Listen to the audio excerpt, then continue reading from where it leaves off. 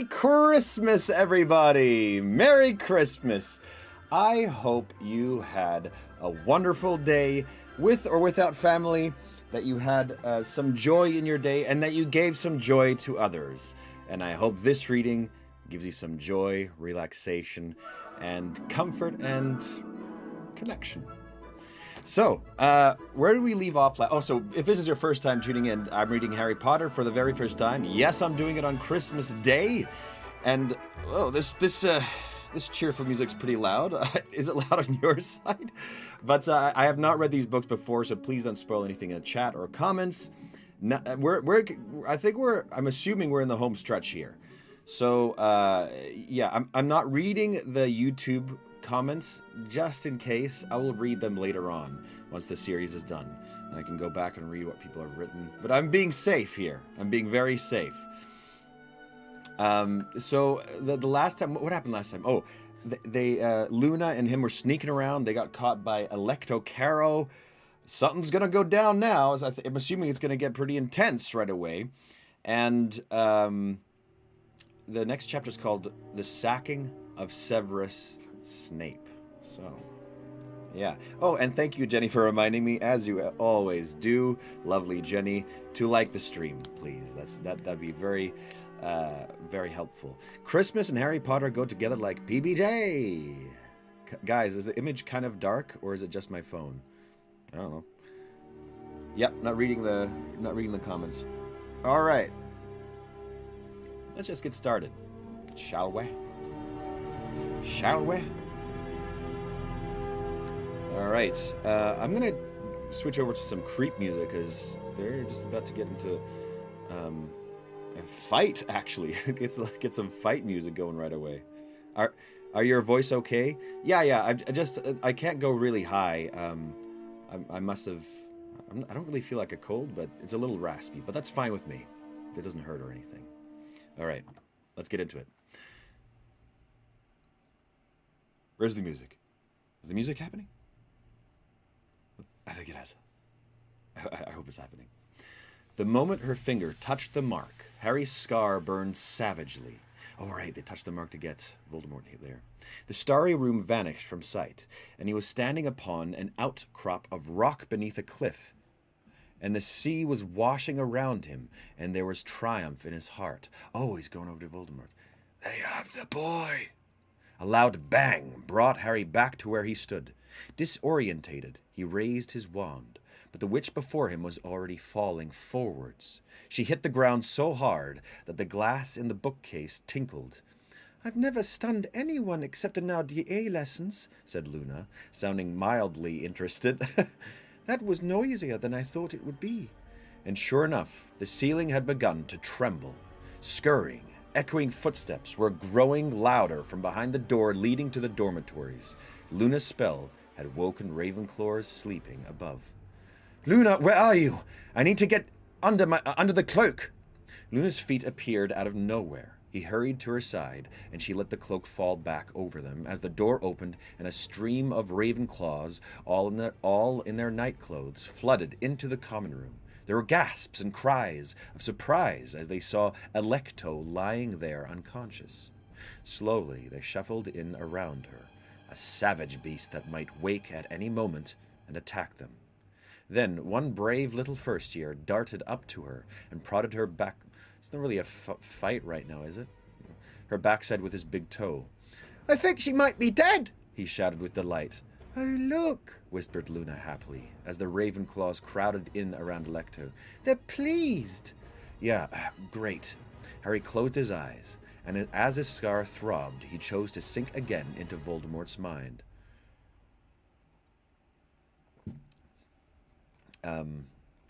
He was moving along the tunnel into the first cave. He had chosen to make sure of the locket before coming, but that would not take him long.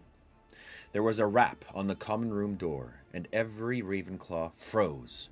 From the other side, Harry heard the soft, musical voice that issued from the eagle door knocker.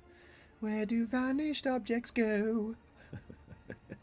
Amicus, I forget his voice, but I'll try work it. "I don't know, do I? Shut it!" snarled an uncouth voice that Harry knew was that of the Carrow brother, Amicus. Alecto! Alecto! Are you there? Have you got him? Open the door! The Ravenclaws were whispering amongst themselves, terrified. Then, without warning, there came a series of loud bangs, as though somebody was firing a gun into the door. Alecto! If he comes and we haven't got Potter, do you want to go the same way as the Malfoys? Answer me! Amicus bellowed, shaking the door for all he was worth, but still it did not open. The Ravenclaws were all backing away, and some of the most frightened began scampering back up the staircase to their beds. Then, just as Harry was wondering whether he ought not to blast open the door and stun Amicus before the Death Eater could do anything else, a second, most familiar voice rang out beyond the door. Who is this? McGonagall. Yes, yes, yes. I can't find the blast horn. Where did I put the horn? There we go.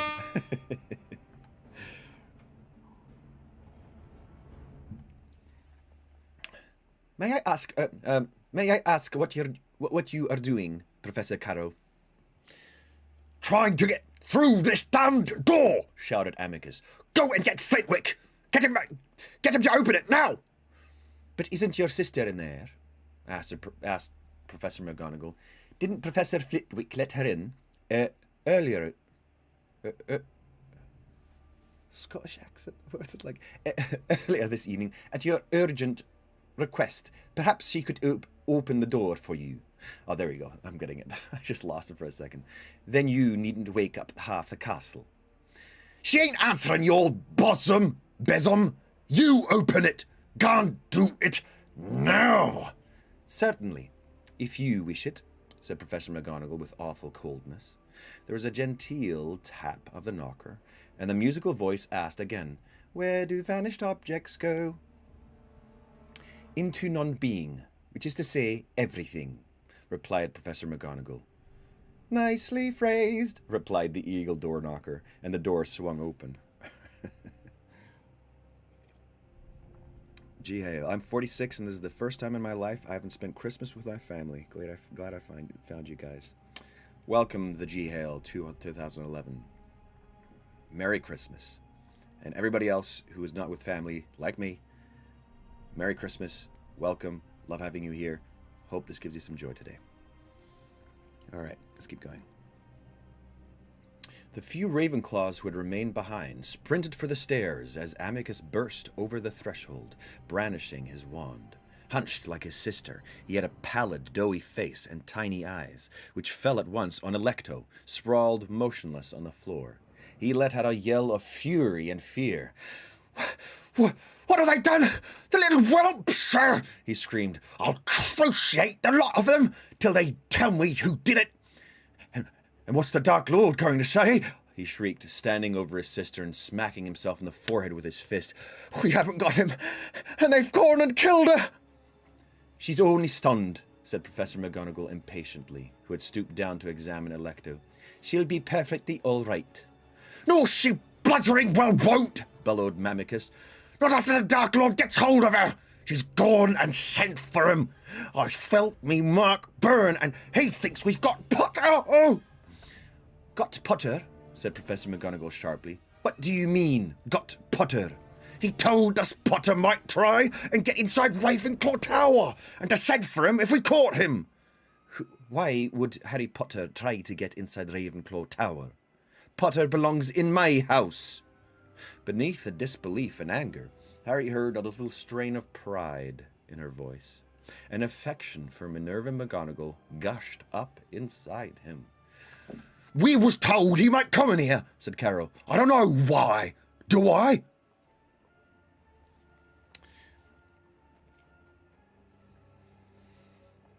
Professor McGonagall stood up, and her beady eyes swept the room. Twice they passed right over the place where Harry and Luna stood. Somehow she knows. It's not necessarily a fight scene, so I'm going to put on the more creepy music. We could push it off on the kids, said Amicus, his pig-like face suddenly crafty. Yeah, that's what we'll do. We'll say Alecto was ambushed by the kids. Them kids up there. He looked up at the starry ceiling towards the dormitories. And we'll say they forced her to press her mark, and that's why he got a false alarm. Yeah, he can punish them. A couple of kids, more or less. What's the difference? Only the difference between truth and lies, courage and cowardice, said Professor McGonagall, who had turned pale. A difference, in short, which you and your sister seem unable to appreciate. But let me make one thing very clear. You are not going to pass off your many ineptitudes on the students of Hogwarts. I shall not permit it. Excuse me? Amicus moved forwards until he was offensively close to Professor McGonagall, his face within inches of her. She refused to back away, like a boss, but looked down at him as if he were something disgusting she had found stuck to a lavatory seat. It's not a case of what you'll permit, Minerva McGonagall. Your time's over. It's us what's in charge here now. And you'll back me up, or you'll pay the price. And he spat in her face. You do not do that. You do not do that to Minerva. Sorry, I hope that guy gets torn apart by horses. Harry pulled the cloak off himself, raised his wand, and said, "You shouldn't have done that." Whoa, badass. Oh. As Amicus spun around, Harry shouted, "Crucio!" The Death Eater was lifted off his feet. He writhed through the air like a drowning man, thrashing and howling in pain. And then, with a crunch and a shattering of glass, he smashed into the front of a bookcase and crumpled, insensible, to the floor. Good. I see what Bellatrix meant, said Harry, the blood thundering through his brain. You need to really mean it. Potter! Whispered Professor McGonagall, clutching her heart. Potter! You're here! What? How? She struggled to pull herself together. Potter! That was foolish! He spat at you, said Harry. Potter, that was very, very gallant of you. But don't you realise... Yeah, I do, Harry assured her. Some of her panic steadied him. Professor McGonagall, Voldemort's on the way. Oh, are we allowed to say the name now? Asked Luna with an air of interest, pulling off the invisibility cloak. This appearance of a second outlaw seemed to overwhelm Professor McGonagall, who staggered backwards and fell into a nearby chair, clutching at the neck of her old tartan dressing gown. I don't think it makes any difference what we call him, Harry told Luna. He already knows where I am. In a distant part of Harry's brain, that part connected to the angry, burning scar. He could see Voldemort sailing fast over the dark lake in the ghostly green boat. Oh, he's still checking. He's not coming back to it. He had nearly reached the island where the stone basin stood. You must flee, whispered Professor McGonagall. Now, Potter, as quickly as you can. I can't, said Harry. There's something I need to do. Professor, do you know where the diadem of Ravenclaw is? The diadem of Ravenclaw? Of course not. Hasn't it been lost for centuries? She sat up a little straighter. Potter, it was madness, utter madness for you to enter this castle. I had to, said Harry. Professor, there's something hidden here that I'm supposed to find, and it could be the diadem. If I could just speak to Professor Flitwick. There was a sound of movement, of clinking glass. Amicus was coming around. Before Harry or Luna could act, Professor McGonagall rose to her feet, pointed her wand at the groggy Death Eater, and said, Imperio! Amicus got up, walked over to his sister, picked up her wand, then shuffled obediently to Professor McGonagall, and handed it over along with his own. Then he lay down on the floor beside Alecto. Oh, that's great.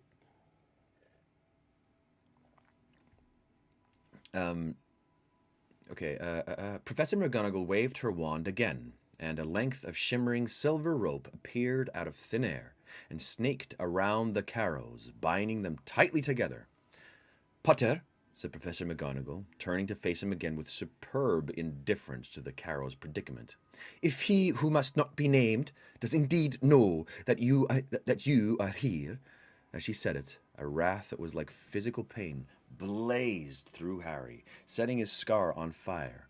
And for a second he looked down upon a basin whose potion had turned clear, and saw that no golden locket lay safe beneath the surface. Ooh, Voldy is mad. "Potter, are you all right?" said a voice, and Harry came back. He was clutching Luna's shoulder to steady himself. "Time's running out. Voldemort's getting nearer. Professor, I'm acting on Dumbledore's orders. I must find what he wanted me to find. But we've got to get the students out while I'm searching the castle. It's me Voldemort wants. But he won't care about killing a few more or less. Not now. Not now he knows I'm attacking Horcruxes." Harry finished the sentence in his head. Okay, so he didn't say that out loud. "You're acting on Dumbledore's orders?" she repeated with a look of dawning wonder. Then she drew herself up to her fullest height. "We shall secure the school against he who must not be named, while you search for this object. Is that possible?" "I think so," said Professor McGonagall dryly. "Oh. We teachers are rather good at magic, you know. I'm sure we will be able to hold him off for a while if we all put our best efforts into it. Of course, something will have to be done. But Professor Snape, let me, and if Hogwarts is about to enter a stage of siege, with the Dark Lord at the gates, it would indeed be advisable to take as many innocent people out of the way as possible. With the Flu network under observation, and operation impossible within the grounds." "There's a way," said Harry quickly, and he explained about the passageway leading into the Hog's Head. "Potter, we're talking about hundreds of students." "I know, Professor, but if Voldemort and the Death Eaters are concentrating on the school boundaries, they won't be interested in anyone who's disapparating out of the Hog's Head." "There's something in that," she agreed. She pointed her wand at the carrows, and a silver net fell upon their bound bodies, tied itself around them, and hoisted them into the air, where they dangled beneath the blue and gold ceiling like two large, ugly sea creatures. "Come, we must alert the other heads of house. You'd better put that cloak back on." She marched towards the door, and as she did so, she raised her wand. From the tip burst 3 silver cats with spectacle markings around their eyes. The Patronuses ran sleekly ahead, filling the spiral staircase with silvery lights. "We're cats, and we're going to light this place. Yeah, we're cats." As Professor McGonagall, Harry, and Luna hurried back down.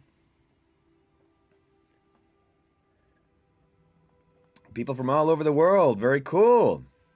Very cool. Texas, PM. Wow, Australia. Michelle's in Australia. Middle of the night. Wow, cool. Dominican Republic. So cool. That's so cool. Is this the movie Cats? Yeah, it turns out the movie Cats. We're cats. We like to sing. Meow. I kind of want to see that movie. Just for the horrendousness of it all. Is that what you can say? All right, let's keep going. Along the corridors they raced, and one by one the Patronuses left them. Professor McGonagall's tartan dressing gown rustled over the floor, and Harry and Luna jogged behind her under the cloak. They descended 2 more doors when another set of quiet footsteps joined theirs. Harry, whose scar was still prickling, heard them first. He felt in the pouch around his neck for the Marauder's map. But before he could take it out, McGonagall, too, seemed to become aware of their company. She halted, raised her wand ready to duel, and said, "Who's there?"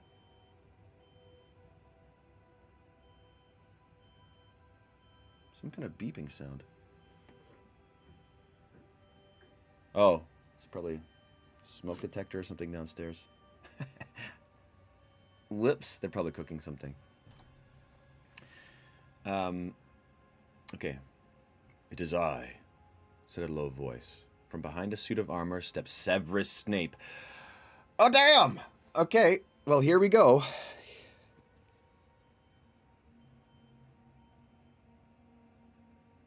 I don't know what that beeping is. Okay, I think it got fixed. Okay, Snape's here. Snape is here. Okay, somebody's obviously fiddling around with it, so... What is... I'm just going to go check really quick, just in case. Just in case, okay? One sec.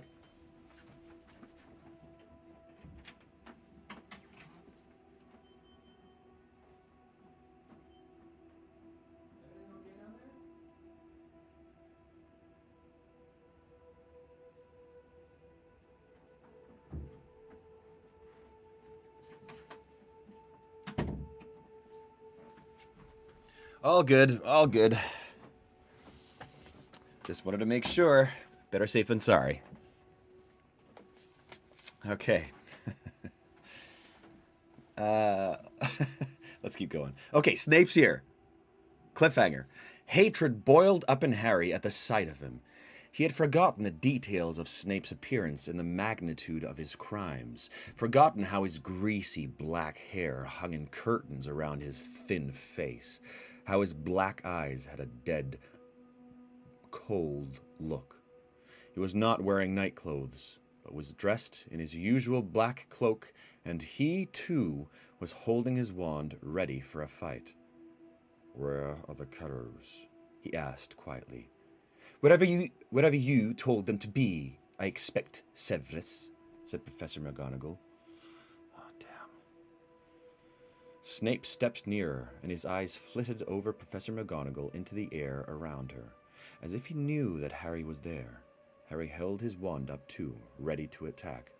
"I was under the impression," said Snape, "that Electo had apprehended an intruder."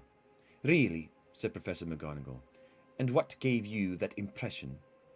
Snape made a slight flexing movement of his left arm, where the dark mark was branded into his skin. "Oh, but naturally," said Professor McGonagall. "You Death Eaters have your own private means of communication." "I forgot." Snape pretended not to have heard her. His eyes were still probing the air all about her, and he was moving gradually closer, with an air of hardly noticing what he was doing. "I did not know that it was your night to patrol the corridors, Minerva." "You have some objection?" "I wonder what could have brought you out of your bed at this late hour." "I thought I heard a disturbance," said Professor McGonagall. "Really? But all seems calm." Snape looked into her eyes. "Have you seen Harry Potter, Minerva? Because if you have, I must insist." Professor McGonagall moved faster than Harry could have believed. Her wand slashed through the air, and for a split second Harry thought that Snape must crumple, unconscious, but the swiftness of his shield charm was such that McGonagall was thrown off balance. Oh, damn. She brandished her wand at a torch on the wall, and it flew out of its bracket. Harry, about to curse Snape, was forced to pull Luna out of the way of the descending flames, which became a ring of fire that filled the corridor and flew like a lasso at Snape. Then it was no longer fire, but a great black serpent that McGonagall blasted to smoke, which reformed and solidified in seconds to become a swarm of pursuing daggers. McGonagall is so badass! Holy smokes! Snape avoided them only by forcing the suit of armor in front of him, and with echoing clangs the daggers sank, one after another, into its breast. Minerva, said a squeaky voice, and looking behind him, still shielding Luna from flying spells, Harry saw Professor Flitwick and Sprout sprinting up the corridor towards them in their nightclothes, with the enormous Professor Slughorn panting along at the rear. "No!" squealed Flitwick, raising his wand. "You'll do no more murder at Hogwarts!" Flitwick's spell hit the suit of armor behind which Snape had taken shelter. With a clatter it came to life. Snape struggled free of the crushing arms and sent flying back towards his attackers.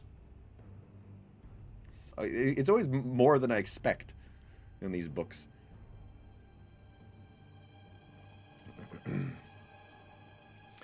Harry and Luna had to dive sideways to avoid it as it smashed into the wall and shattered. When Harry looked up again, Snape was in full flight. McGonagall, Flitwick, and Sprout all thundering after him. Snape hurtled through a classroom door, and moments later, Harry heard McGonagall cry, "Coward! Coward!" "What's happened? What's happened?" asked Luna.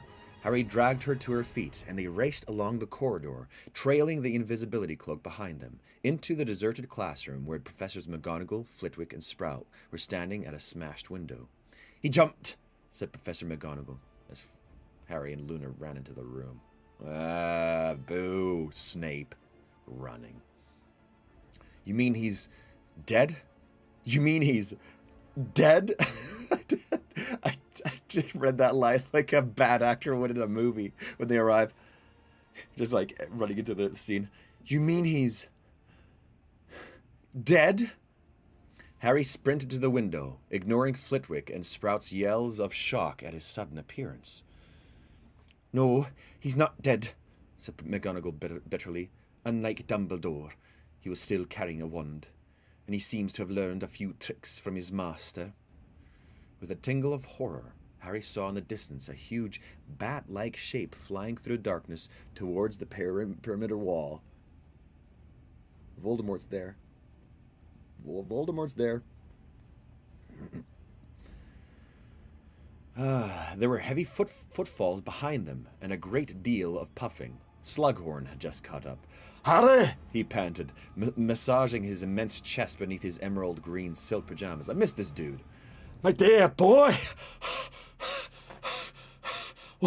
What a surprise! Minerva, do please explain.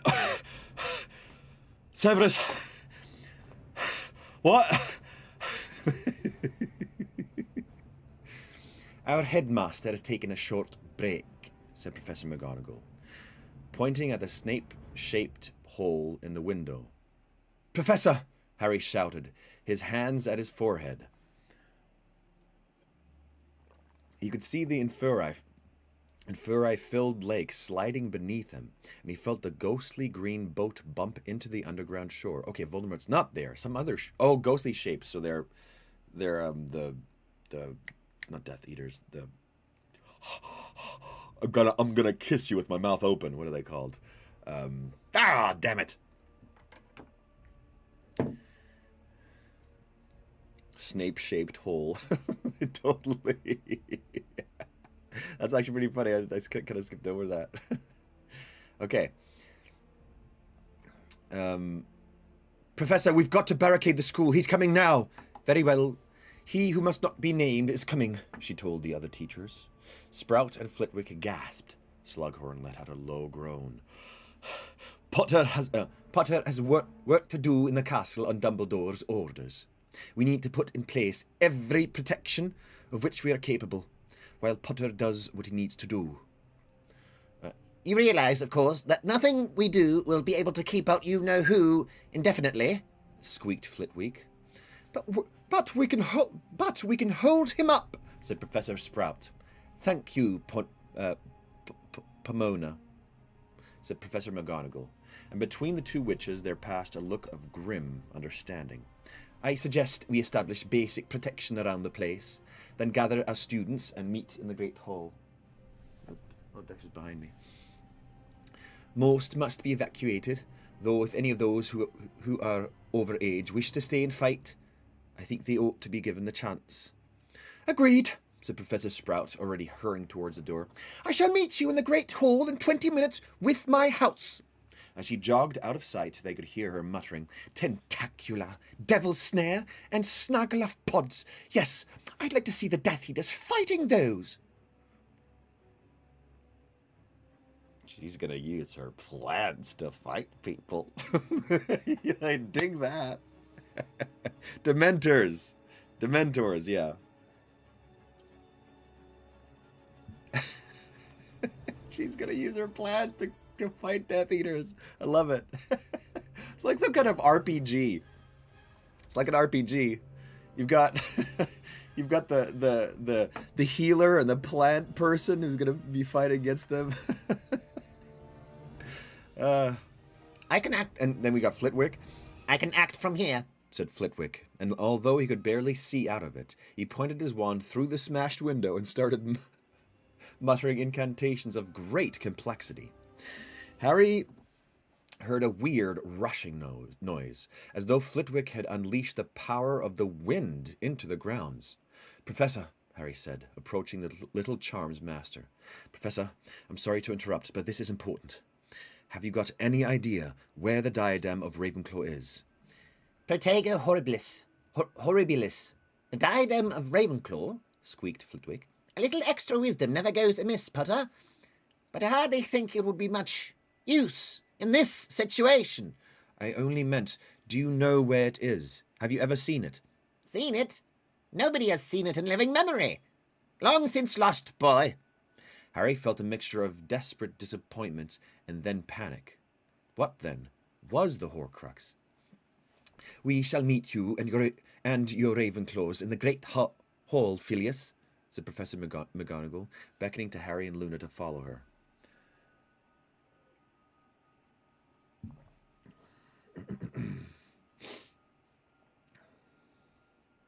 Darren Weber. Well, of course. Thank you for listening in.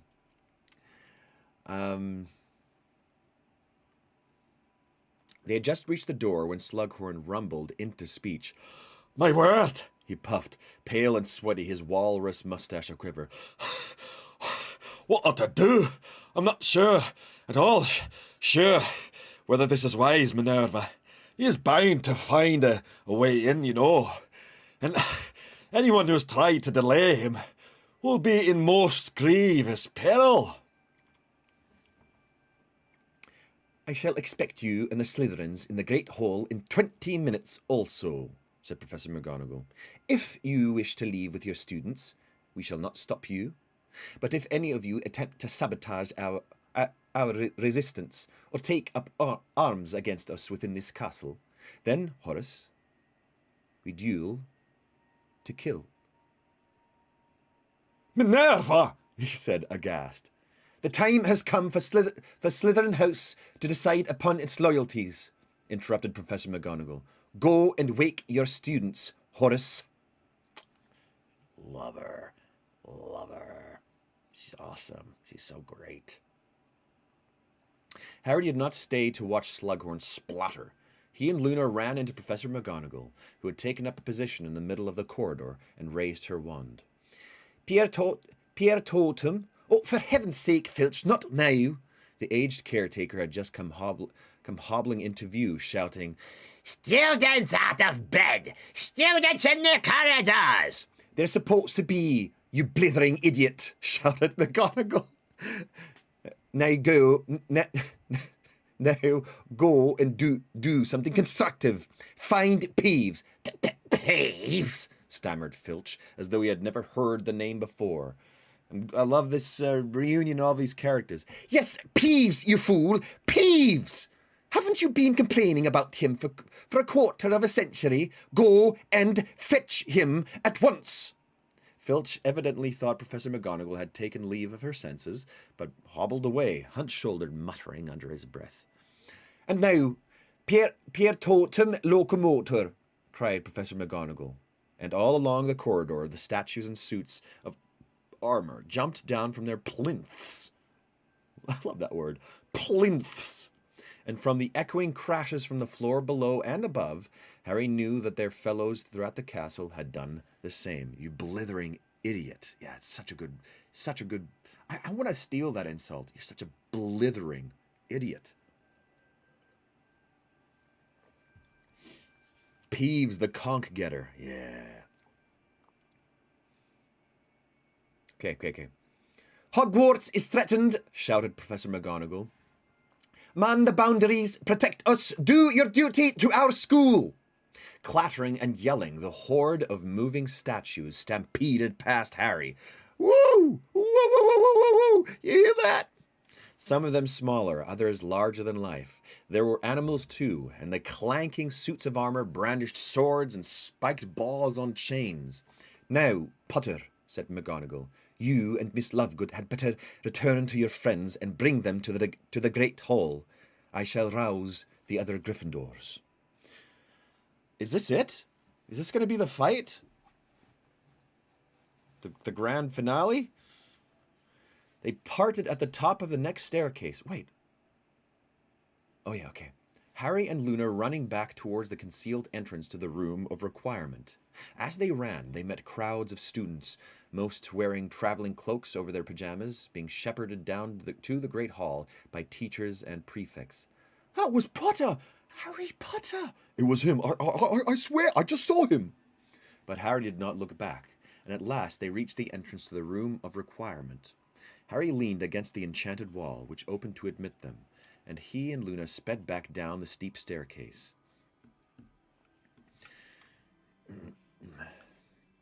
Okay. Whoa! As the room came into view, Harry slipped down a few stairs in shock. It was packed, far more crowded than when he had last been in there. Kingsley and Lupin were looking up at him. Oh, this is going to be the big fight, I think. Oh, man. As were Oliver Wood, Katie Bell, Angelina Johnson, and Alicia Spinnet, Bill and Fleur, and Mr. and Mrs. Weasley. Wow. Harry, what's happening? Said Lupin, meeting him at the foot of the stairs. Voldemort's on his way. They're barricading the school. Snape's run for it. What are you doing here? How did you know? We sent messages to the rest of Dumbledore's army, Fred explained. You couldn't expect everyone to miss the fun, Harry. And the DA let the order of the Phoenix know, and it all kind of snowballed. What first, Harry? Called George. What's going on? They're evacuating the younger kids and everyone's meeting in the Great Hall to get organized, Harry said. We're fighting. There was a great roar and a surge towards the foot of the stairs. He pressed back against the wall as they ran past him. The mingled members of the Order of the Phoenix, Dumbledore's army, and Harry's old Quidditch team, all with their wands drawn, heading up into the main castle. Here we go. Here we go. Remember when you made McGonagall Cockney in Chapter 1 of... I kind of do. Yeah, okay, here we go. Woo-wee! Come on, Luna, Dean called as he passed, holding out his free hand. She took it and followed him back up the stairs. No, wait, not Dean. Oh, Dean? I didn't want it to be him. The crowd was thinning. Only a little knot of people remained below in the Room of Requirement, and Harry joined them. Mrs. Weasley was struggling with Ginny. Around them stood Lupin, Fred, George, Bill, and Fleur. You're underage, Mrs. Weasley shouted at her daughter as Harry approached. I won't permit it. The boys, yes, but you've got to go home. I won't. Ginny's hair flew as she pulled her arm out of her mother's grip. I'm in Dumbledore's army. A teenagers' gang. A teenagers' gang that's about to take him on, which no one else has dared to... Oh, wait. A teenagers' gang that's about to take him on, which no one else has dared to do, said Fred. She's 16, shouted Mrs. Weasley. She's not old enough. What you two were thinking, bringing her with you? Fred and George looked slightly ashamed of themselves. Mum's right, Ginny, said Bill gently. You can't do this. Everyone's underage will have to leave. It's only right. I can't go home, Ginny shouted, angry tears sparkling in her eyes. My whole family's here. I can't stand waiting there alone and not knowing, and... Her eyes met Harry's for the first time. She looked at him beseechingly, but he shook his head, and she turned away bitterly. It is kind of unfair. It is kind of unfair.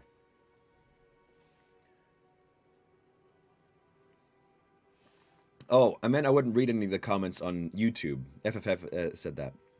I meant on YouTube, just because we have moderators here, and I can read the comments because they're being patrolled, but on YouTube it's a bit more risky. Okay. I'm kind of with Ginny on this one. I think. Am I? No. They're still her parents. She's still underage. They think it's safest for her not to, then... Yeah, I think they're right, actually.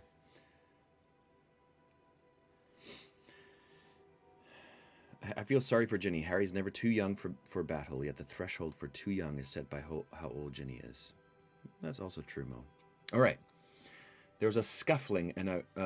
Fine, she said, staring at the entrance to the tunnel back to the hogshead. I'll say goodbye now, then, and... There was a scuffling and a great thump. Someone else had clambered out of the tunnel, overbalanced slightly, and fallen. He pulled himself up on the nearest chair, looking through lopsided horn-rimmed glasses, and said, Percy? Percy? Am I too late? Has it started? I only just found out, so I... Percy spluttered into silence. Evidently, he had not expected to run to most of the family. There was a long moment of astonishment, broken by Fleur turning to Lupin and saying in a wildly transparent attempt to break the tension, So, how is little Teddy? Lupin blinked at her, startled. The silence between the Weasleys seemed to be solidifying, like ice. Yes. He's fine, Lupin said loudly. Yes, Tonks is with him. At her mother's. Percy and the other Weasleys were still staring at one another, frozen. Here! I've got a picture!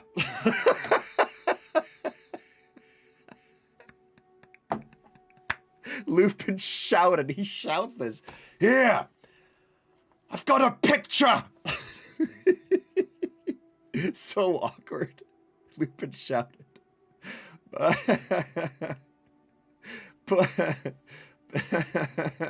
love it. I love it. It's so good. So he's shouting it. He suddenly turns into Michael Scott, just shouting things because it's awkward. Pulling a photograph from inside his jacket and showing it off to Fleur and Harry.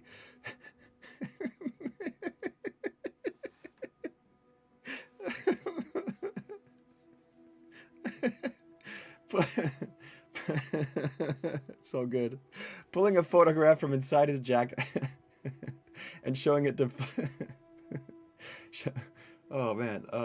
Showing it to Fleur and Harry, who saw a tiny baby with a tuft of bright turquoise hair, waving fat fists at the camera.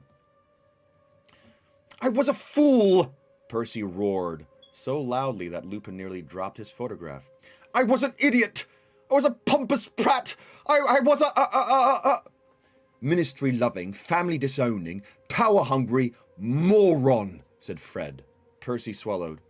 Yes, I was. Well, you can't say fairer than that, said Fred, holding out his hand to Percy. What a brother. Instant forgiveness. What a brother. What a good brother. He doesn't deserve it, and Fred has so much grace there.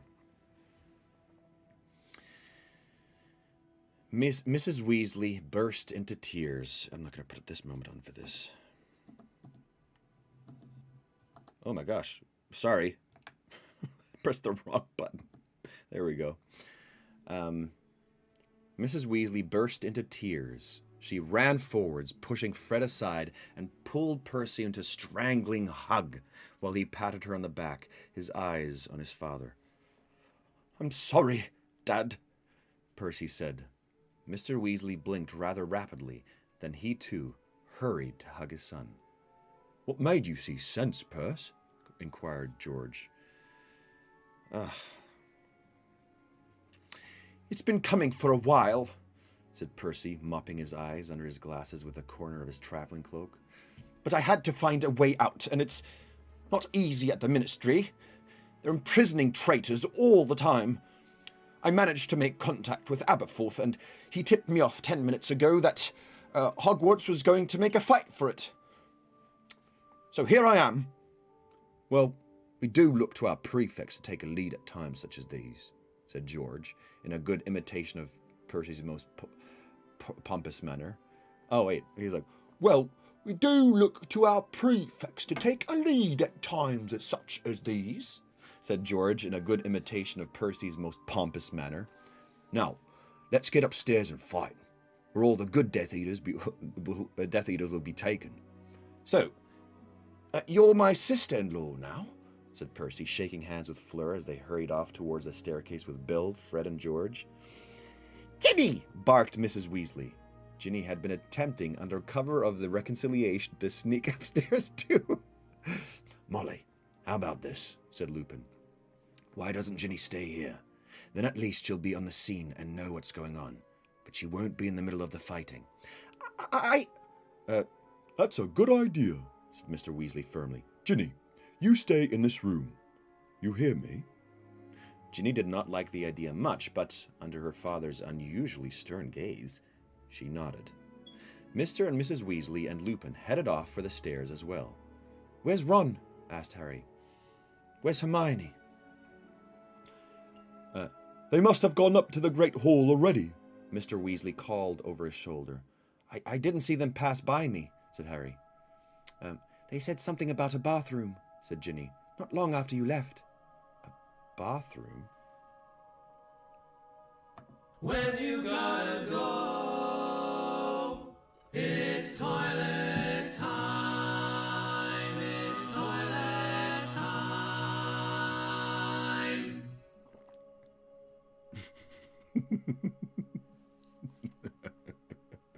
So gross. Harry strode across the room to an open door leading off to leading off the room of requirement and checked the bathroom beyond. It was empty. "You sure they said bath?" But then his scar seared, and the room of requirement vanished. He was looking through the high, wrought iron gates with winged boars on pillars on either side, looking through the dark grounds towards the castle, which was ablaze with lights.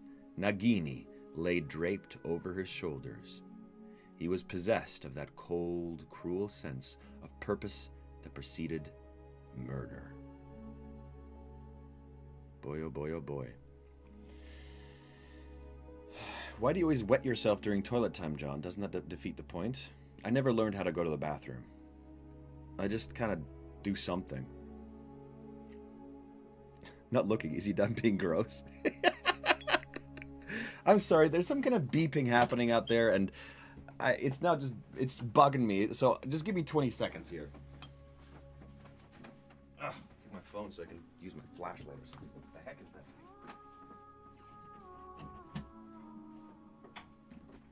Beeping.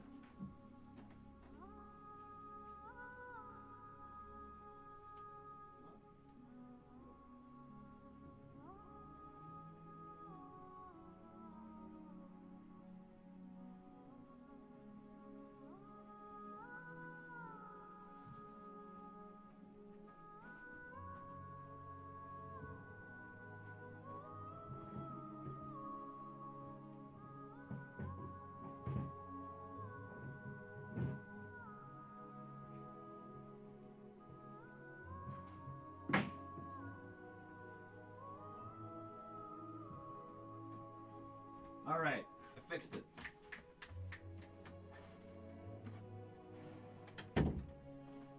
Finally. That was driving me crazy. I don't know if you could hear it, but there was like every 20 seconds there was like a beep, beep. It's driving me crazy. Okay. Chapter 31. The Battle of Hogwarts. Oh, man. Well, we're going long today, ladies and gentlemen. We're going long today.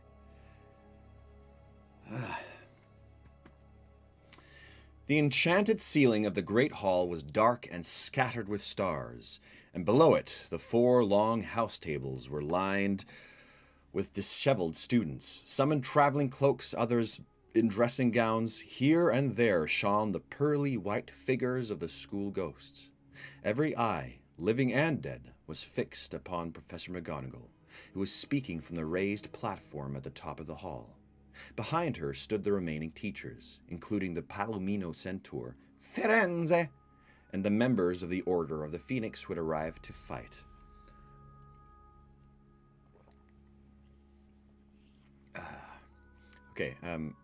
And the members of the Order... Who's saying this? I don't know who's saying this. The members of the Order who had arrived to fight. I don't know. Evacuation will be overseen by Mr. Filch and Madam Pumphrey. Prefects, when I give the word, you will organize your house and take your charges in an orderly fashion to the evacuation point. Okay, so there's gonna be a battle. It's gonna be a battle. Many of the students looked petrified. However, as Harry skirted the walls, scanning the Gryffindor table for Ron and Hermione, Ernie Macmillan stood up at the Hufflepuff table and shouted, "And what if we want to stay and fight?" There was a smattering of applause. "If you are of age, you may stay," said Professor McGonagall. "What about our things?" called a girl at the Ravenclaw table. "Our trunks, our owls." "We have no time to collect possessions," said Professor McGonagall. "The important thing is to get you out of here safely." "Where's Professor Snape?" shouted a girl from the Slytherin table. "He has, to use the common phrase, done a bunk," replied Professor McGonagall, and a great cheer erupted from the Gryffindors, Hufflepuffs, and Ravenclaws. Harry moved up the hall along the Gryffindor table, still looking for Ron and Hermione. As he passed, faces turned in his direction, and a great deal of whispering broke out in his wake.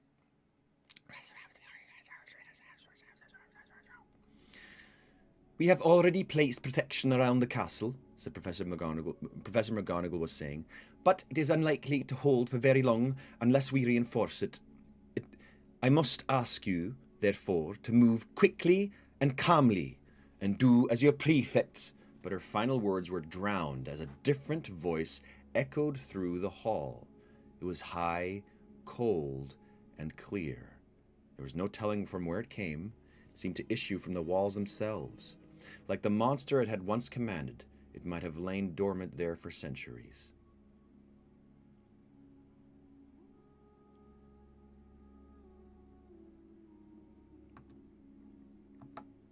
Premonition, idiot.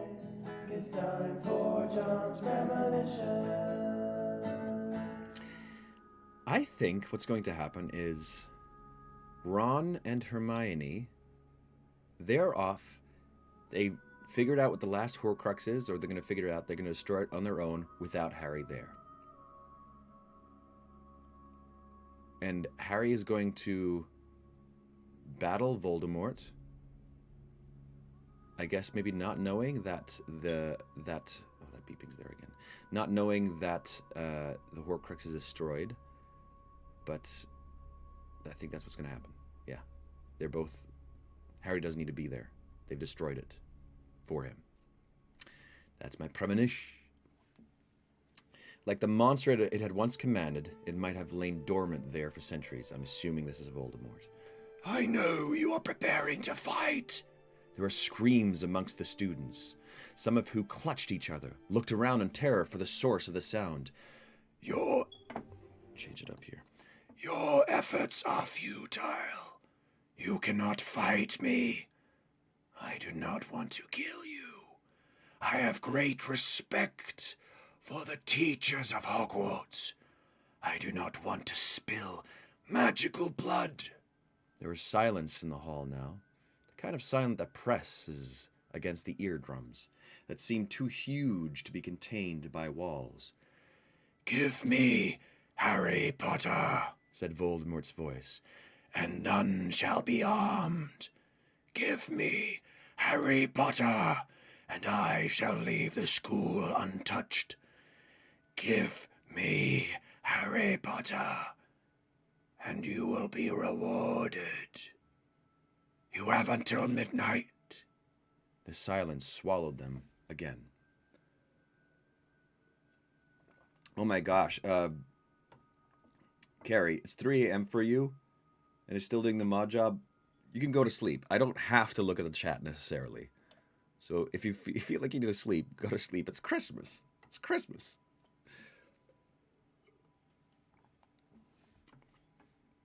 There was silence in the hall now. The kind of silence... Oh, wait, no. The silence swallowed them again. Every head turned. Every eye in the place seemed to have found Harry, to hold him frozen in the glare of thousands of invisible beams. Then a figure rose from the Slytherin table, and he recognized Pansy Parkinson. And she raised a shaking arm and screamed, "But he's there! Potter's there! Someone grab him! Oh, Pansy. Pansy, Pansy, Pansy. Pansy. Before Harry could speak, there was a massive movement. The Gryffindors in front of him had risen and stood facing not Harry, but the Slytherins. Then the Hufflepuffs stood, and almost at the same moment, the Ravenclaws, all of them with their backs to Harry, all of them looking towards Pansy instead, and Harry, awestruck and overwhelmed, saw wands emerging everywhere, pulled from beneath cloaks and from under sleeves. Nice. Very nice. Thank you, Miss Parkinson, said Professor McGonagall in a clipped voice. You will leave the hall first with Mr. Filch. If the rest of your house could follow. Harry heard the grinding of benches, and then the sound of the Slytherins trooping out on the other side of the hall. Ravenclaws, follow on, cried Professor McGonagall. Slowly the 4 tables emptied. The Slytherin table was completely deserted, but a number of older Ravenclaws remained seated while their fellows filed out. Even more Hufflepuffs stayed behind, and half of Gryffindor remained in their seats, necessitating Professor McGonagall's descent from the teacher's platform to chivvy the underage on their way. Absolutely not, Creevy. Go! And you, Peakes! Harry hurried over to the Weasleys, all sitting together at the Gryffindor table.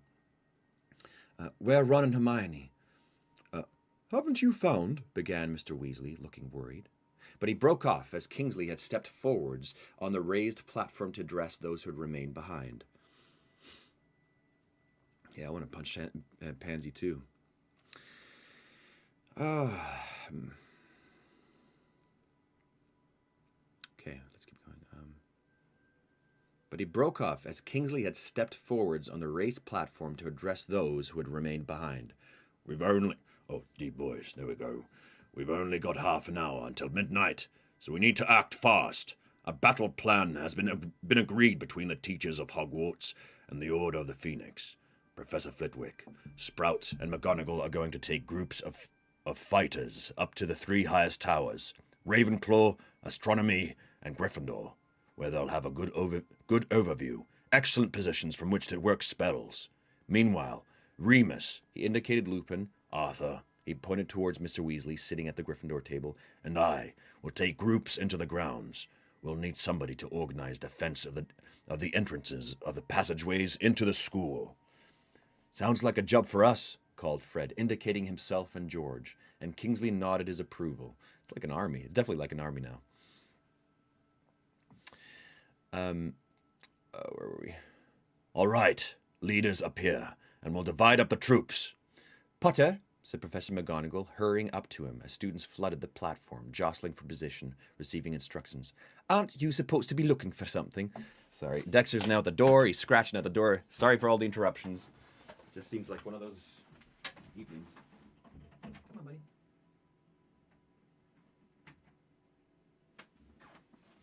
All right. Okay, Potter. Aren't you supposed to be looking for something? What? Oh, said Harry. Oh, yeah. He had almost forgotten about the Horcrux, almost forgotten the battle was being fought so that he could search for it. The inexplicable absence of Ron and Hermione had momentarily driven every thought from his mind. Then go, Potter, go! Right, yeah. He sensed eyes following him as he ran out of the great hall again, into the entrance hall still crowded with evacuating students. He allowed himself to be swept up the marble staircase with them.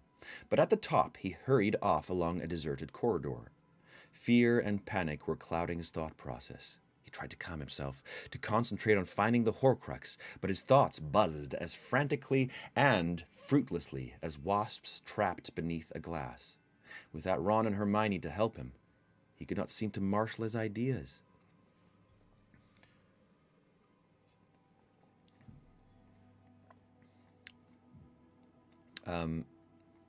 He slowed down, coming to a halt halfway along an empty passage, where he sat down upon the plinth of a deserted statue and pulled the Marauder's map. Oh yeah, there's those statues are fighting for them too.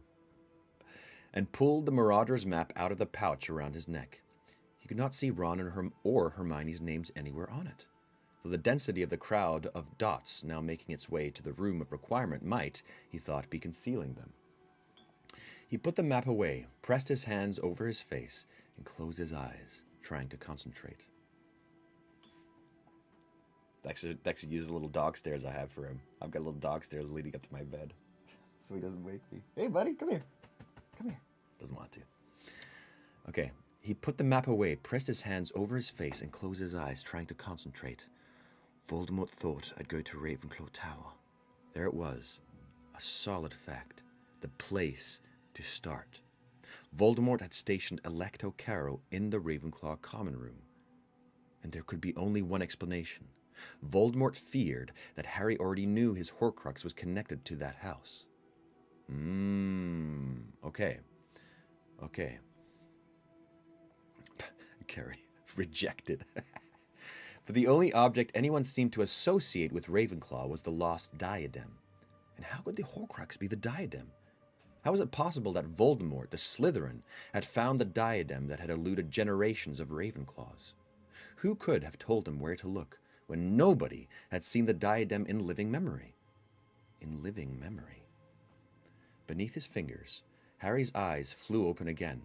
He leapt up from the plinth and tore back the way he had come, now in pursuit of this one last hope. The sound of hundreds of people marching towards the room of requirement grew louder and louder as he returned to the marble stairs. Prefects were shouting instructions, trying to keep tracks of the students in their own houses. There was much pushing and shoving. Harry saw Zacharias Smith bowling over first years to get to the front of the queue. That guy was always a douche. Here and there, younger students were in tears, while older ones called desperately for friends or siblings. Okay, one last time. I gotta close the door now.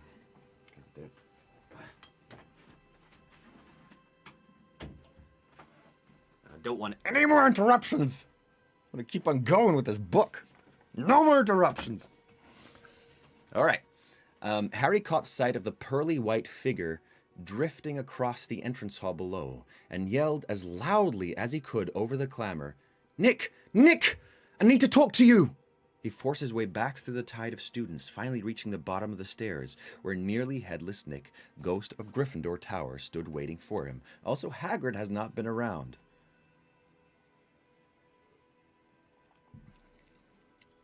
Stood waiting for him. Harry, my dear boy! My dear boy! Nick made to grasp Harry's hands with both of his own. Harry felt as though they had been thrust into icy water. "Nick, you've got to help me. Who's the ghost of Ravenclaw Tower?" Nearly headless Nick looked surprised and a little offended. "The Grey Lady, of course. But if it is ghostly services you require..." "It's got to be her. Do you know where she is?" "Let's see." Nick's head wobbled a little off on his ruff as he turned hither and thither, peering over the heads of the swarming students. "Oh, that's her over there, Harry. The young woman with the long hair." Harry looked in the direction of Nick's transparent pointing finger and saw a tall ghost who caught the sight of Harry looking at her, raised her eyebrows, and drifted away through a solid wall. Harry ran after her. Once through the door of the corridor into which she had disappeared, he saw her at the very end of the passage, still gliding smoothly away from him. "Hey, wait! Come back!" She consented to pause, floating a few inches from the ground.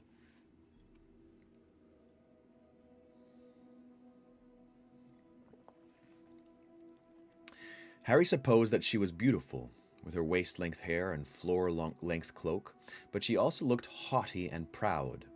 Okay. Haughty and proud. Close to her, he recognized her as a ghost he had passed several times in the corridor, but to whom he had never spoken. "You're the Grey Lady," she nodded but did not speak. "The ghost of Ravenclaw Tower." "That is correct." Her tone was not encouraging. "Please, I need some help. I need to know anything you can tell me about the lost diadem." A cold smile curved her lips. "I am afraid," she said, turning to leave, "that I cannot help you." "Wait!" He had not meant to shout, but anger and panic were threatening to overwhelm him. He glanced at his watch as she hovered in front of him. It was 1:15 to midnight. "This is urgent," he said fiercely. If that diadem's at Hogwarts, I've got to find it fast. You are hardly the first student to covet the diadem, she said disdainfully. Generations of students have Badgered me. This isn't about trying to get better marks, Harry shouted at her. It's about Voldemort. Defeating Voldemort. Well, aren't you interested in that?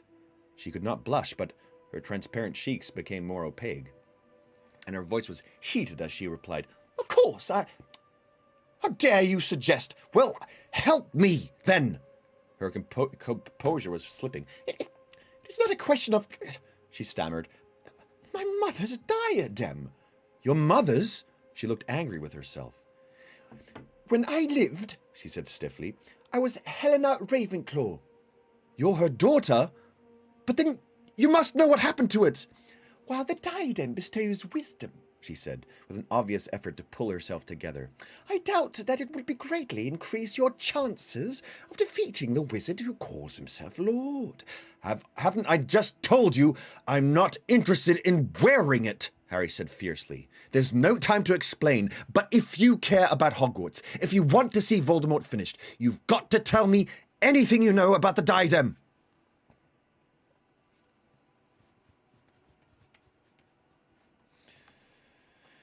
Oh, shouldn't it be nighttime? There we go. I think it's nighttime. Yeah, it is. She remained quite still, floating in midair, staring down at him, and a sense of hopelessness engulfed Harry. Of course, if she had known anything, she would have told Flitwick or Dumbledore, who had surely asked her the same question. He had shaken his head and made to turn away when she spoke in a low voice. I stole the diadem from my mother. You did what? I stole the diadem, repeated Helena Ravenclaw in a whisper. I sought to make myself cleverer, more important than my mother. I ran away with it. He did not know how he managed to gain her confidence and did not ask. He simply listened, hard, as she went on. My mother, they say, never admitted that the diadem was gone, but pretended that she had it still. She concealed her loss, my dreadful betrayal, even from the other founders of Hogwarts. Then my mother fell ill, fatally ill. In spite of my perfidy, she was desperate to see me one more time. She sent a man who had long loved me, though I spurned his advances to find me. She knew that I would not rest until he had done so. Harry waited. She drew a deep breath and threw back her hair. He tracked me to the forest where I was hiding. When I refused to return with him, he became violent. The Baron was always a hot-tempered man, furious at my refusal, jealous of my freedom. He stabbed me. The Baron? You mean... The bloody Baron. Yes, said the Grey Lady, and she lifted aside the cloak she wore to reveal a single dark wound in her white chest. When he saw what he had done, he was overcome with remorse. He took the weapon that had claimed my life and used it to kill himself. All those centuries later, he wears his chains as an act of penitence. As he should, she added bitterly. And the diadem. It remained where I had hidden it when I heard the bloody Baron blundering through the forest towards me, concealed inside a hollow tree. A hollow tree, repeated Harry. What tree? Where was this? A forest in Albania. A lonely place I thought far beyond my mother's reach. Albania, repeated Harry. Sense was emerging miraculously from confusion, and now he understood why she was telling him what she had denied Dumbledore and Flitwick. You've already told someone some of the story, haven't you? Another student. She closed her eyes and nodded. Oh, she told it to Voldemort. Voldemort went, made it into a Horcrux, became evil, and she's like, I'm not telling anybody else this.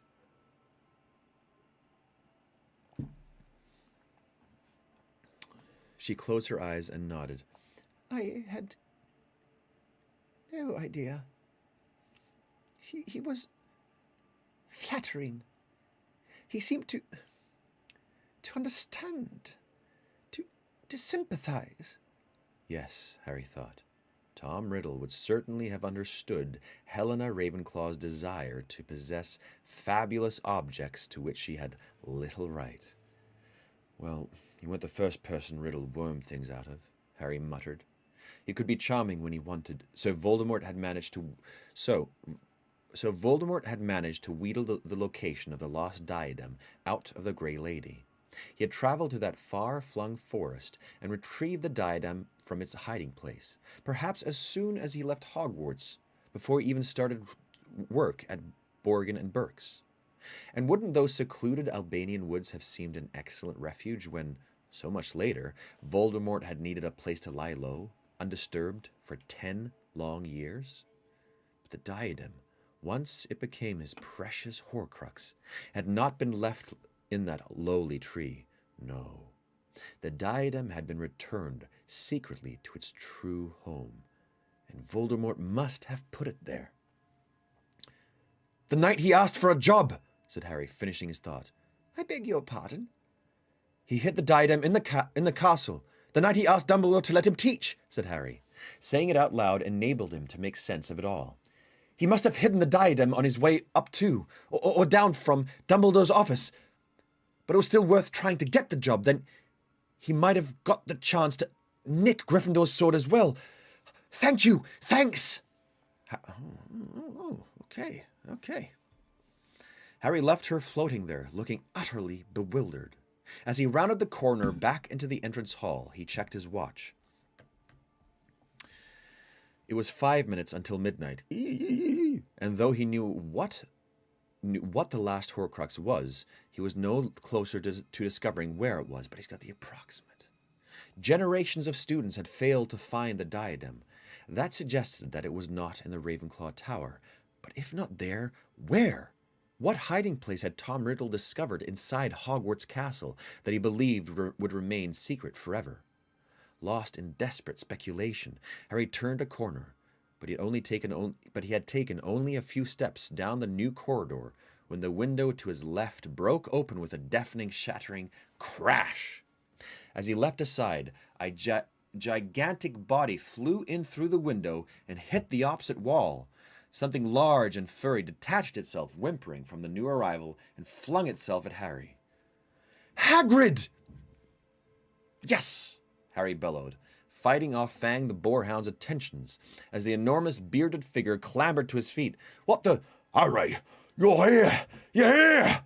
Harry stooped down, bestowed upon Harry a cursory and rib-cracking hug, then ran back to the shattered window. "Good boy, Grawpy," he bellowed through the hole in the window. "I'll see you in a moment. There's a good lad." Beyond Hagrid, out in the dark night, I love him. God, so good he's back. Harry saw bursts of light in the distance and heard a weird keening. Keening, what does that word mean, keening? It means a wail in grief for a dead person. Singing a keen. Oh, somebody died. Heard a weird keening scream. He looked down at his watch. It was midnight. The battle had begun. "Blimey, Harry," panted Hagrid. "This is it, eh? Time to fight." Hagrid, where have you come from? "Heard you know who from up in our cave." It's a bit too intense. There we go.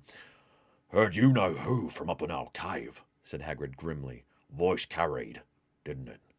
You got till midnight to gimme Potter. You knew you must be here. Knew what must be happening. Get down, Fang. So, we come to join in. Me and Grawpy and Fang smashed our way through the boundary by the forest. Grawpy was carrying us, Fang and me. Oh. Told him to let me down at the castle, so he shoved me through the window, bless him. Not exactly what I meant, but where's Ron and Hermione?" That, said Harry, is a really good question. Come on. Good. He's back. He's good. He's back. They hurried together along the corridor, Fang lolloping beside them. Harry could hear movement through the corridors all around, running footsteps, shouts. Through the windows he could see more flashes of light in the dark grounds.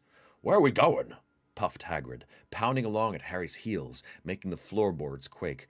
I don't know exactly, said Harry, making another random turn, but Ron and Hermione must be around here somewhere.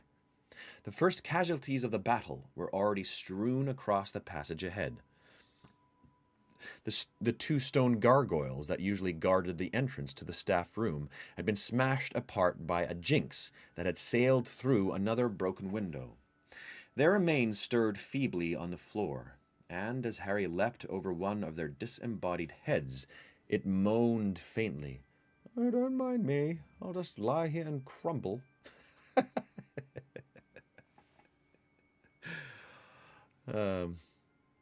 Its ugly stone face made Harry think suddenly of the marble bust of Rowena Ravenclaw at Xenophilius' house, wearing that mad headdress, and then of the statue in Ravenclaw Tower, with the stone diadem upon her white curls.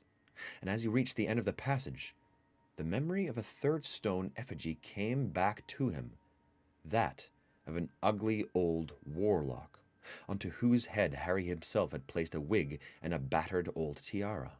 The shock shot through Harry with a heat of fire whiskey, and he nearly stumbled. He knew at last where the Horcrux sat waiting for him.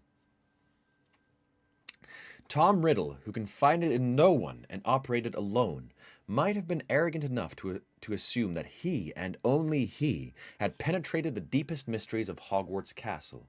Of course, Dumbledore and Flitwick, those model pupils, had never set foot in that particular place, but he, Harry, had strayed off the beaten track in his time at school. Here at last was a secret he and Voldemort knew that Dumbledore had never discovered. I can't remember, but it'll probably tell us now.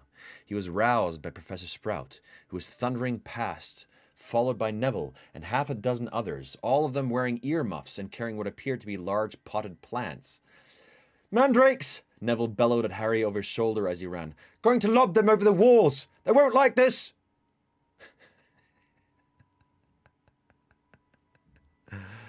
Man, Harry knew now where to go. He sped off, with Hagrid and Fang galloping behind him. They passed portrait after portrait, and the painted figures raced alongside them. Wizards and witches in ruffs and breeches, in armor and cloaks, cramming themselves into each other's canvases, screaming news from other parts of the castle. As they reached the end of this corridor, the whole castle shook, and Harry knew, as a gigantic vase blew off its plinth with explosive force, that it was in the grip of enchantments more sinister than those of the teachers and the Order. "It's all right, Fang! It's all right!" yelled Hagrid, but the great boarhound had taken flight as slivers of china flew like shrapnel through the air, and Hagrid pounded off after the terrified dog, leaving Harry alone. It's a bit more intense now. Mud babies. Oh yeah, mud babies! I forgot that John doesn't appreciate herbology. Hey, it's not that I don't appreciate it. I just can't get into it. That's all. Just like anything else that people are good at that I just can't get into. I can appreciate it from afar, but just can't get into it, okay? Okay.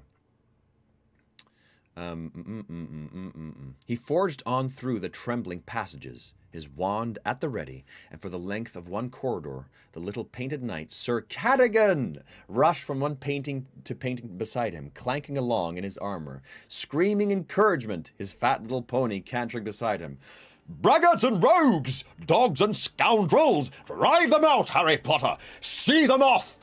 Harry hurtled round a corner and found Fred and a small knot of students, including Lee Jordan and Hannah Abbott, standing beside another empty plinth, whose statue had concealed a secret passageway. Their wands were drawn, and they were listening at the concealed hole. Okay. "Nice night for it!" Fred shouted, as the castle quaked again, and Harry sprinted by, elated and terrified in equal measure. Along yet with another corridor he dashed, and then there were owls everywhere. and Mrs. Norris was hissing and trying to bat them with her paws. Owls everywhere. Ooh! Bet you missed that. No, trying to bat at them with her paws, no doubt to return them to their proper place. Potter! Aberforth Dumbledore stood blocking the corridor ahead, his wand held ready. I've had hundreds of kids thundering through my pub, Potter. I know, we're evacuating, Harry said. Voldemort's attacking because they haven't handed you over, yeah? Said Aberforth. I'm not deaf. The whole of Hogsmeade heard him, and it never occurred to any of you to keep a few Slytherins hostage. There are kids of Death Eaters you've just sent to safety. Wouldn't it have been a bit smarter to keep them here? It wouldn't stop Voldemort, said Harry, and your brother would never have done it. Aberforth grunted and tore away in the opposite direction. Your brother would never have done it. Well, it was the truth, Harry thought, as he ran on again. Dumbledore, who had defended Snape for so long, would never have held students ransom. And then, oh, wow, owl noises. More owls, please. People want owl noises. Well, if there's more, I'll give you a whole bunch.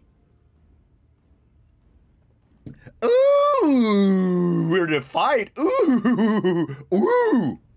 There you go. Merry Christmas, Amanda. And then he skidded around a final corner, and with a yell of mingled relief and fury, he saw them, Ron and Hermione, both with their arms full of large, curved, dirty yellow objects. Ron with a broomstick under his arm. "Where the hell have you been?" Harry shouted. "Chamber of Secrets," said Ron. "Chamber... What?" said Harry, coming to an unsteady halt before them. "It was all Ron's idea," said Hermione breathlessly. "Wasn't it absolutely brilliant?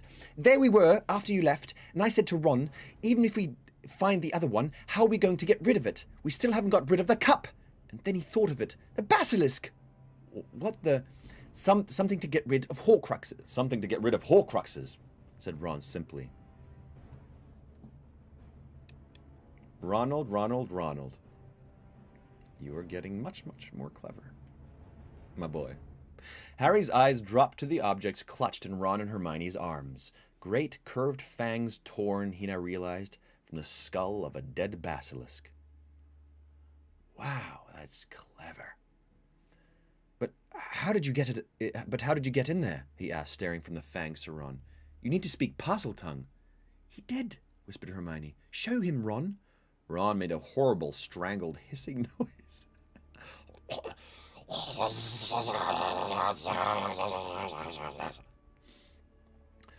It's what you did to open the locket, he told Harry apologetically. I had to have a few goes to get it right, but he shrugged modestly. We got there in the end.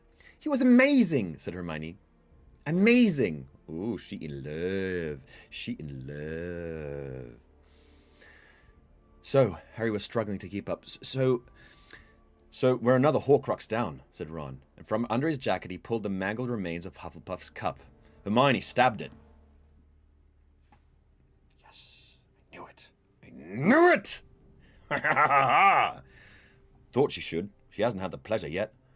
Genius! Yelled Harry. Oh, it was nothing, said Ron, though he looked delighted with himself. So, what's new with you? John, you sound like Donald Duck.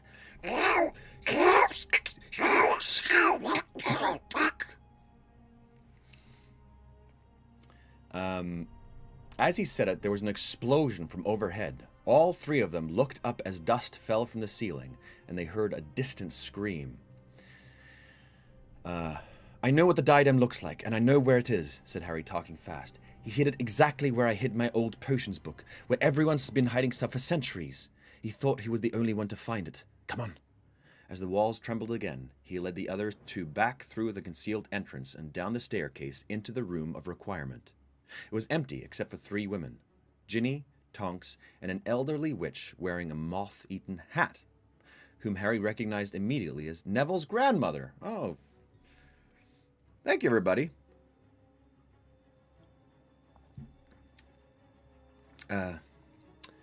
Neville's grandmother.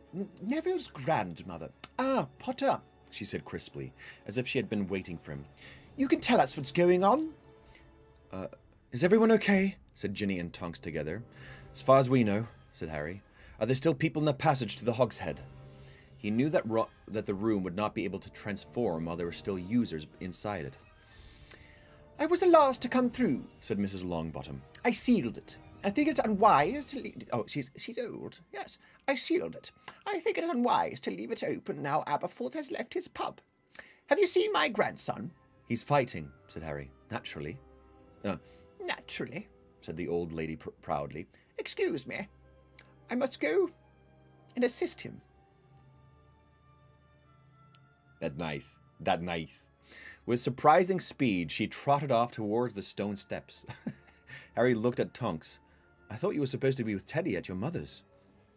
So old.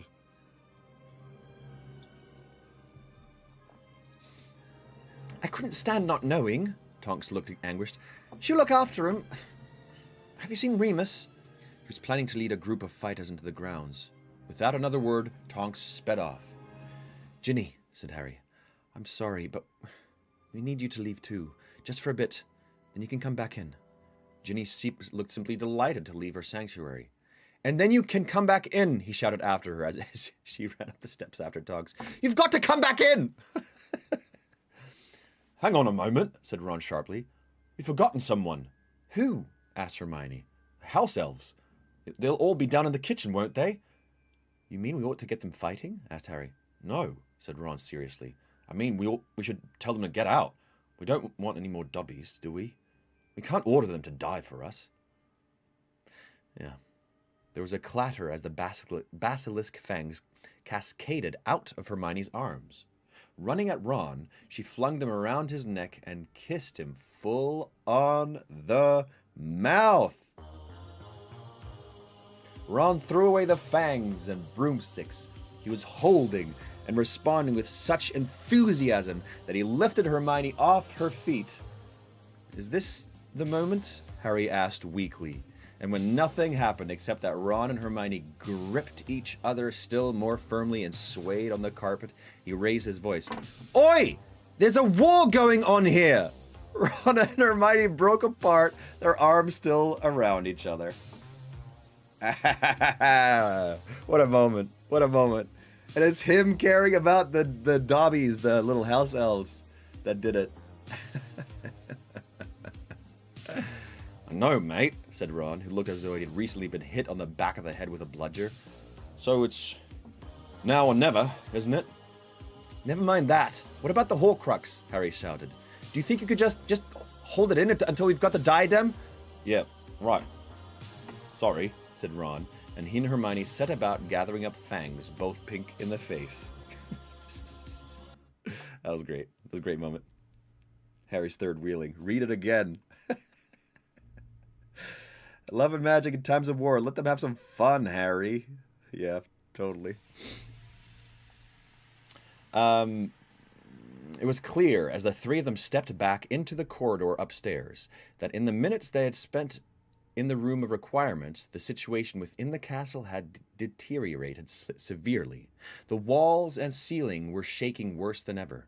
Dust filled the air, and through the nearest window Harry saw bursts of green and red light so close to the foot of the castle that he knew the Death Eaters must be very near to entering the place. Looking down, Harry saw Grawp, the giant meandering past, swinging what looked like a stone gargoyle torn from the roof and roaring his displeasure. Let's hope he steps on some of them, said Ron, as more screams echoed from close by. As long as it's not any of our lot, said a voice. Harry turned and saw Ginny and Tonks, both with their wands drawn at the next window, which was missing several panes. Even as he watched, Ginny sent a well-aimed jinx into a crowd of fighters below. Good girl! Roared a figure running through the dust towards them, and Harry saw Aberforth again, his grey hair flying as he led a small group of students past. They look like they might be breaching the north battlements. They've brought giants of their own. Have you seen Remus? Tonks called after him. He was dueling Dolohov, shouted Aberforth. Haven't seen him since. Dolohov? Tonks, said Ginny. Tonks, I'm sure he's okay. But Tonks had run off into the dust after Aberforth. I don't know if it's such a good idea to leave your baby What if both parents die? Not a good idea. Ginny turned helpless to Harry, Ron, and Hermione. They'll be all right, said Harry, though he knew they were empty words. Ginny, we'll be back in a moment. Just keep out of the way. Keep safe. Come on. He turned to Ron and Hermione, and they ran back to the stretch of wall beyond which the room of requirement was waiting to do the bidding of the next entrant. I need the place where everything is hidden, Harry begged of it, inside his head, and the door materialized on their third run past. The furor, how do you pronounce that word? Because it's not the furor. The Führer was there. The Führer. I have the Horcrux! An outbreak of furor. It's kind of the same. Of the battle died the moment they crossed the threshold and closed the door behind them. All was silent. They were in a place the size of a cathedral, with the appearance of a city. Its towering walls built of objects hidden by thousands of long-gone students.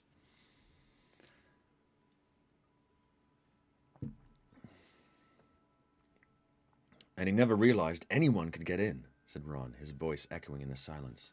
He thought he was the only one, said Harry. Too bad for him. I've had to hide stuff in my time. This way, he added. I think it's down here. He passed the stuffed troll and the vanishing cabinet Draco Malfoy had mended last year, with such disastrous consequences, then hesitated, looking up and down aisles of junk. He could not remember where to go next. Accio diadem! Cried Hermione in desperation, but nothing flew through the air towards them. It seemed that... how awesome is it that Ron and Hermione destroyed a Horcrux on their own, without Harry being there? Awesome. It seemed that, like the vault at Gringotts, the room would not yield its hidden objects that easily. Let's split up, Harry told the other two. Look for a stone bust of an old man wearing a wig and a tiara. It's standing on a cupboard, and it's definitely somewhere near here. Split up. The only thing you should not do. This only thing you should not do. One second. Okay. Let's keep going. Hey, buddy. They sped off adjacent aisles. Harry could hear the others' footsteps echoing through the towering piles of junk, of bottles, hats, crates, chairs, books, weapons, broomsticks, bats. Somewhere near here, Harry muttered to himself. Somewhere. Deeper and deeper into the labyrinth he went, looking for objects he recognized. Dex is making noises. He recognized from his one previous trip into the room. His breath was loud in his ears, and then his very soul seemed to shiver. There it was, right ahead, the blistering old cupboard in which he had hidden his old potions book, and on top of it, the pock-marked stone warlock wearing a dusty old wig and what looked like an ancient, discolored tiara. Now he's muttering to get out. Okay, I need to let him out.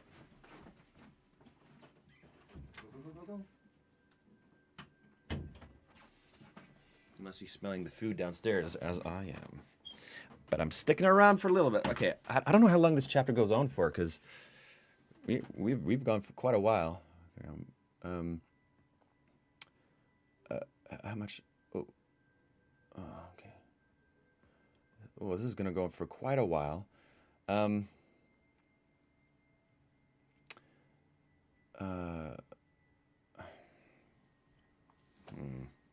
Please finish the chapter. It's going on for a while. I'll read a little bit more. Maybe I should stop now. So he's saying leave it. It's very big. It's a very big chapter. Okay, well, I need to stop sometime. Now wouldn't be the worst. You need to stop. You can stop if you want. The chapter's so long. You promised a 3-hour read tonight. Up to you. I think I might stop because I still have to call my parents, spend some time with them, eat, take Dex for a walk. Okay. Exciting stuff. I think it might be a good place to end. There's nothing too crazy happening right now. Saw the diadem. They're going to destroy it, I hope. So, today is Friday, I think. So, it was a week of reading. I'm pretty sure it's Friday. Time is just going all over the place. Is it Friday today? It is Friday. Okay. Double checking that Monday is good to go. I just don't want to tell you lies here. Yes, be back on Monday, 6 o'clock, and we're gonna get actually into the battle, not just the prep for the battle. Oh, and it's late in a lot of countries. Yeah, here it's Saturday. Yes, you won't hear more until after the weekend. Sorry, I need a break sometimes for my evenings. All right, everybody. Much love. Merry Christmas. I hope this was a good Christmas gift for those of you who need some companionship. Very happy that you all logged on, that you were part of it. And once again, say it with me. You are loved, you have value, you have meaning. So we'll see you on Monday. Much love. Have a good weekend.